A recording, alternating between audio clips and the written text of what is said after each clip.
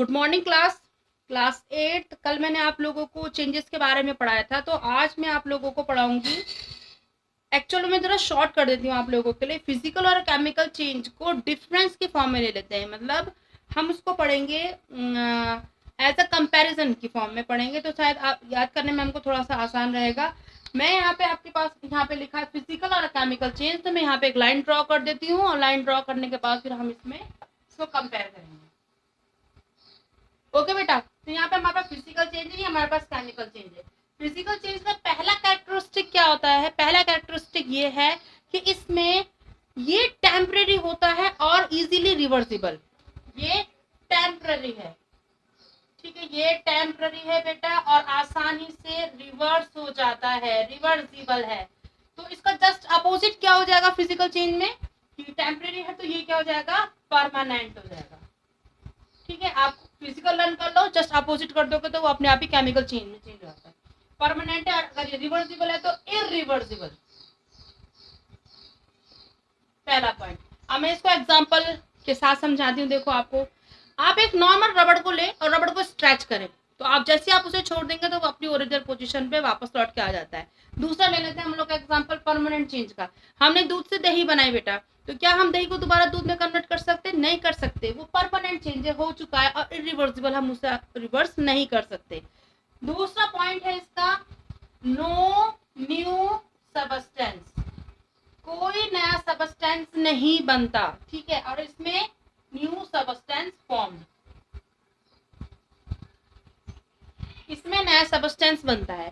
देखो, आपने पेपर लिया, पेपर के दो टुकड़े कर दिए, ठीक है, आपने पेपर के दो टुकड़े के, आपने कोई नया सब्सटेंस बनाया? नहीं, आपने कोई नया सब्सटेंस नहीं बनाया, ठीक है। लेकिन अगर हम मैं बात करूं, चलो एक और एग्जांपल ले लेते हैं। मैंने पानी लिया, पानी को मैंने बॉईल किया, वो वेपर में कन्वर्ट हो गई, तो वेपर कोई नया सब्सटेंस है? नहीं, वेपर कोई नया सब्सटेंस नहीं है।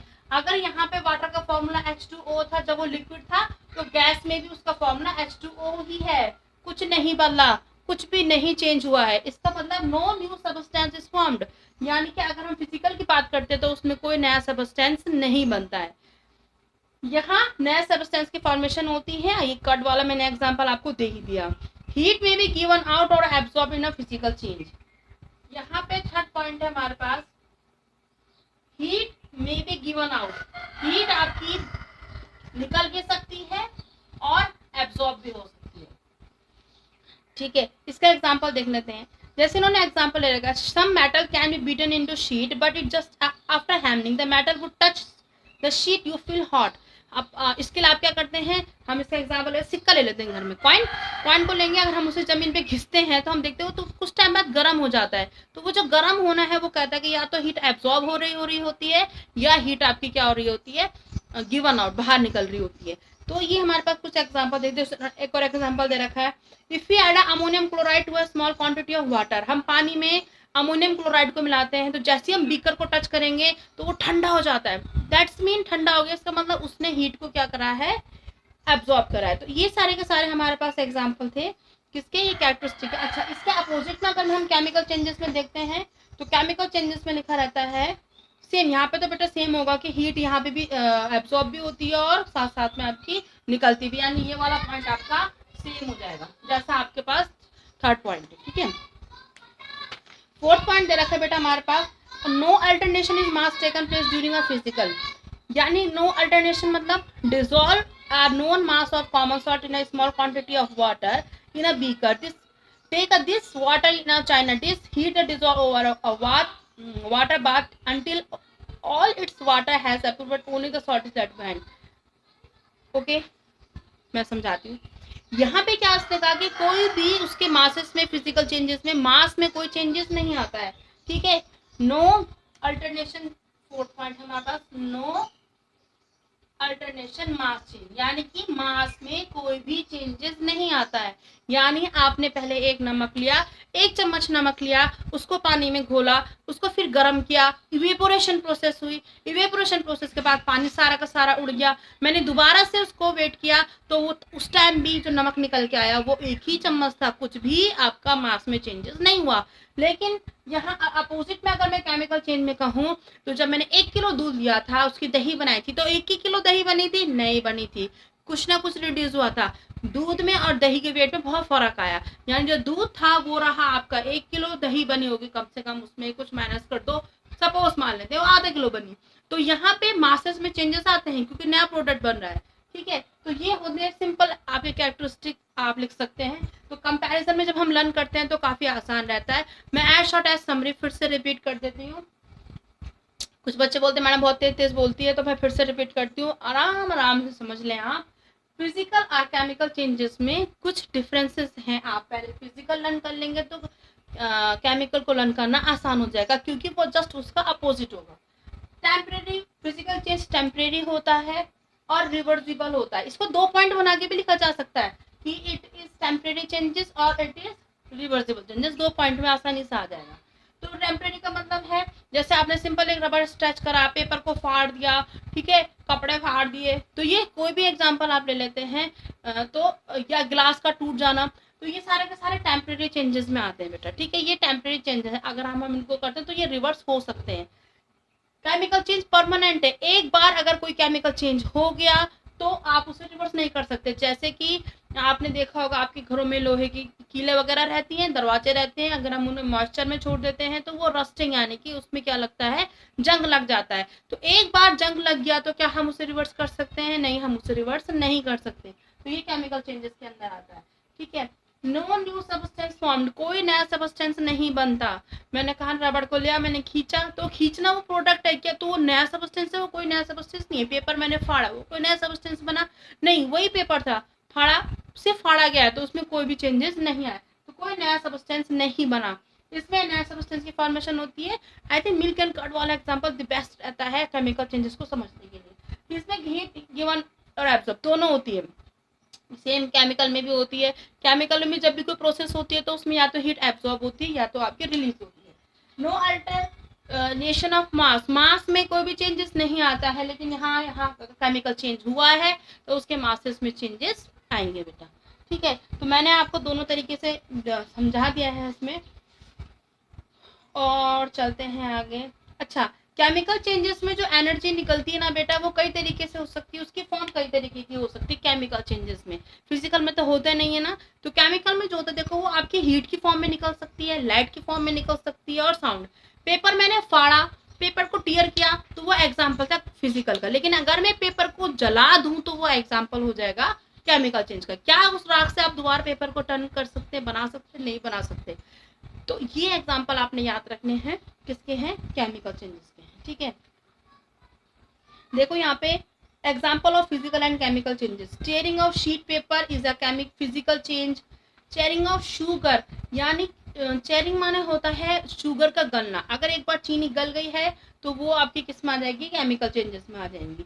ग्राइंडिंग ऑफ सब्सटेंस, अगर आपने क्या कर दिया है, गेहूं का आटा बना या किसी राइस का आपने आटा बनाया, तो वो नया सब्सटेंस बना है? नहीं, वो पाउडर की फॉर्म में चेंज हुआ है। लेकिन चावल तो चावल ही है ना, गेहूं तो आटा, वो सेम ही है ना, कुछ नया सब्सटेंस नहीं बना। That is for a physical changes.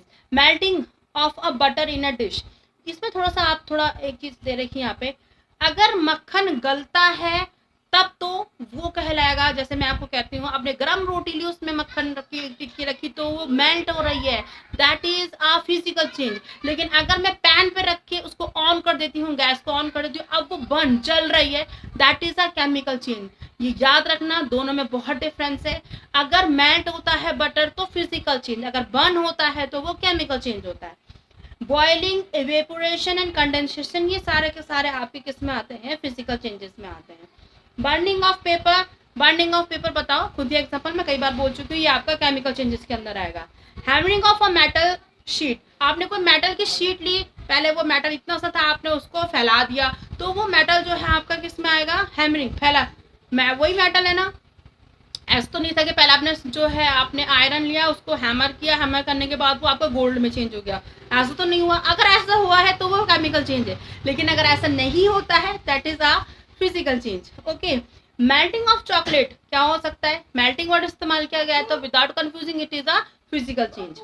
Making carbon dioxide, carbon dioxide का बनना, एक बार कार्बन ऑक्सीजन के साथ मिक्स होकर कार्बन डाइऑक्साइड बना देता, तो can you reverse it? No, you can't reverse it, that's mean it is the chemical change.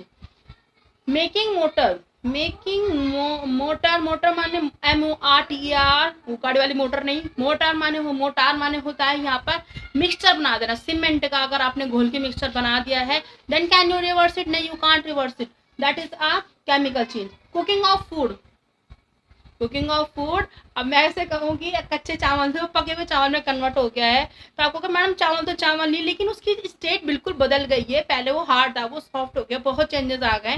पहले आप उसे खा नहीं सकते थे कच्चे चावल, अब आप खा सकते हैं, तो that is a chemical change. ठीक है, उसके टेस्ट में बदल गया है, उसका ऑर्डर बदल गया, ऑर्डर माने स्मेल होता है, उसकी कंपोजिशन बदल गई है।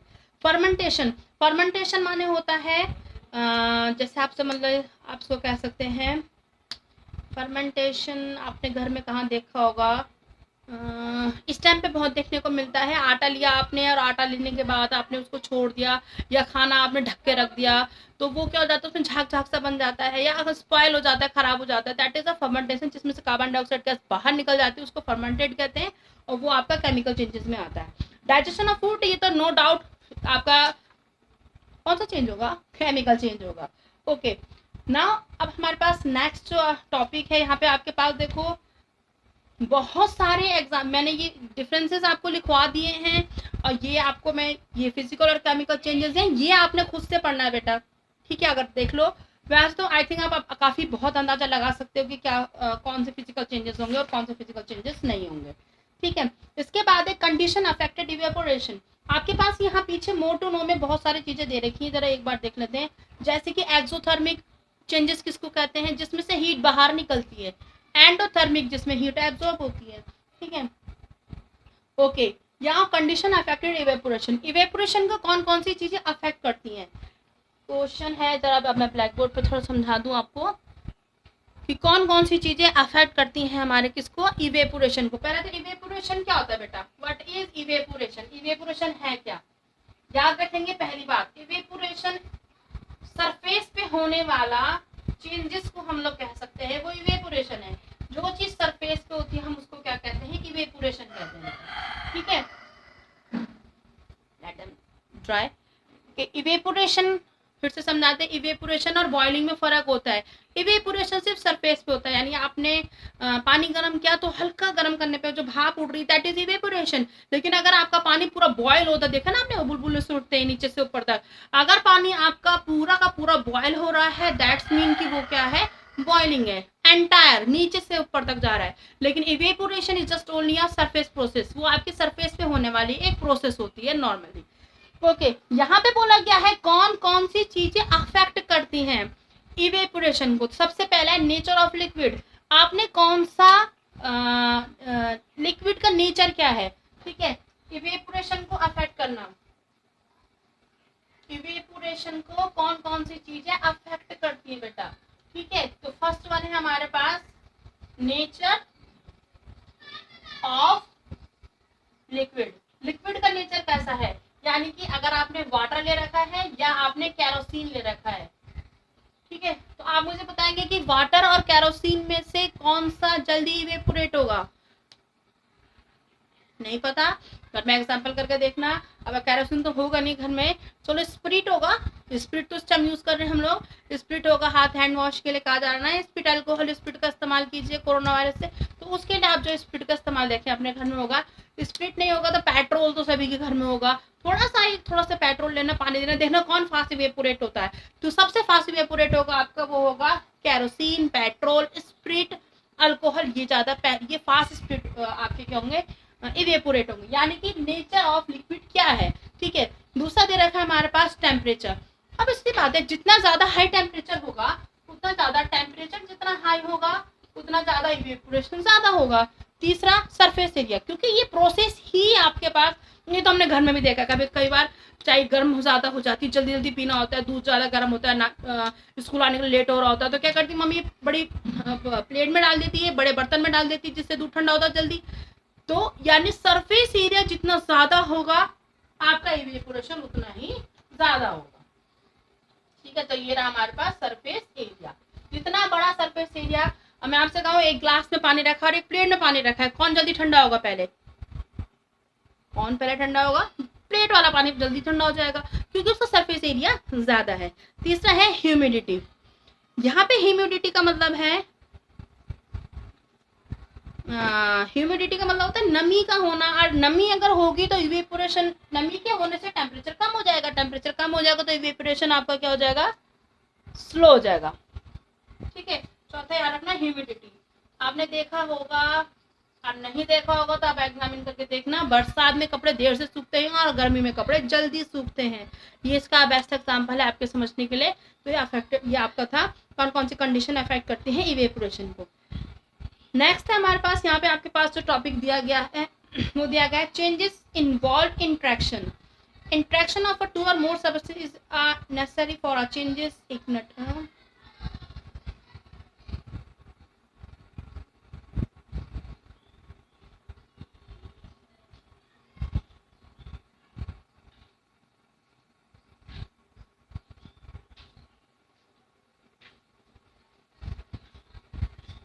ओके यहाँ पे ये बताया गया कि चेंजेस इन्वॉल्व इंट्रैक्शन में आपको ये समझाया गया है कि जब भी कोई दो प्रोसेस एक साथ हो रही होती हैं तो वो आपस में एक दूसरे को काफ़ी अफेक्ट करती हैं। देखो अगर आपने देखा भी होगा, हम पेंसिल को शार्प करते हैं ब्लेड से, आप शार्पनर से इस्तेमाल करते हैं, आपको इमीडिएटली पेंसिल शार्प होती नजर आती है, चेंजेस नजर आ रहा है। पर क्या आपको ब्लेड पहले वो बहुत शार्प होती है, लेकिन जैसे जैसे हम उसको यूज करते रहते हैं वो ब्लंट होना शुरू हो जाती है।